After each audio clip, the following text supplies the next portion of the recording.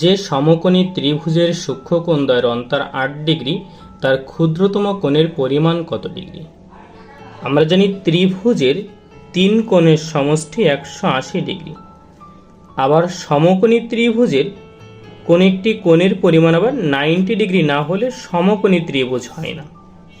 তাহলে যদি ত্রিভুজের 3 কোণের সমষ্টি 180 হয় এবং একটি সমকোণী ত্রিভুজ 90 চলে যায়, তাহলে বাকি যে দুটি কোণ থাকে তাদের যোগফল হলো 90 ডিগ্রি। তাহলে এই দুটি কোণের যোগফল এখন 90 ডিগ্রি। প্রশ্নে বলছে তাদের অন্তর 8 ডিগ্রি। মনে করি এই কোণটির মান x আর এই কোণটির মান 90 মাইনাস x। এদের দুজনের অন্তর হচ্ছে 8।